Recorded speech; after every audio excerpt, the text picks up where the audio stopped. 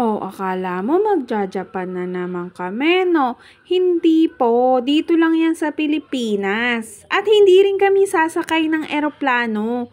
Guys, papunta pa lang kami sa MOA at yan ang mga magagandang lugar dito sa ating Maynila. Kaya tara na guys, samahan nyo na kaming maglibot at kumain dito sa may MOA sa Maynila. Kaya ano pa hinihintay nyo? Babad na at tutok na dito!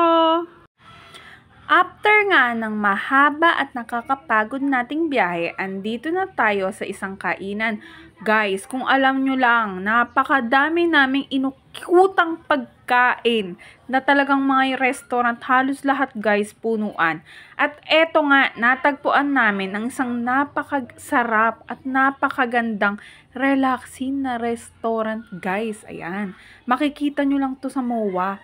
At ang sasarap talaga ng pagkain niya guys. Ayan. Kala mong ikaw ay nasa Korean restaurant. Ayan. Sobrang pagod po kasi kami guys. Ayan. Kaya ginala muna kami ng kapatid ko. Dito. Galing pa kami guys sa Nueva Ecija yan. Diretsong Cainta. Ayan. Dahil namatay ang aking lola. Ayan. After namin makipaglibing at makiramay, ayan, kumain muna kami. Syempre guys, minsan pagpagpag din bago umuwi ulit sa Nueva Ecija. Ayan, nilibre niya kami dito sa napaka-sosyal na pagkain. Ang sarap nga guys, ayan. Tikman natin yung iba-iba nilang klaseng pagkain. Grabe. Minsan lang namin talaga guys, lalo na yung mga kids namin. Syempre, nung bata kasi kami, hindi namin masyado naranasan yung mga ganito. And thanks po. At may kapatid ako ngayon.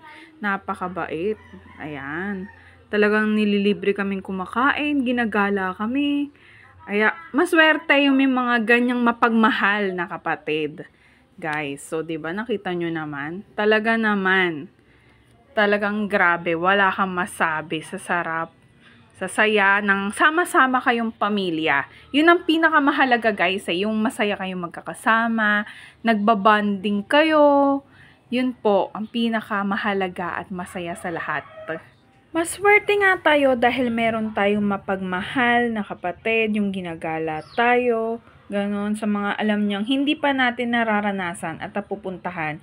Yung mahal na mahal kayo na magkakapatid, lalo na yung magulang nyo, guys. Kaya guys, sa inyong magkakapatid, kahit na hindi kayo nagkikita, pero once na magkita kayo, yung bang talagang mamimiss nyo yung isa't isa, yung yun pa rin kayo, walang pagbabago, simula bata hanggang pagtanda. Ayan, ingat sa ating lahat.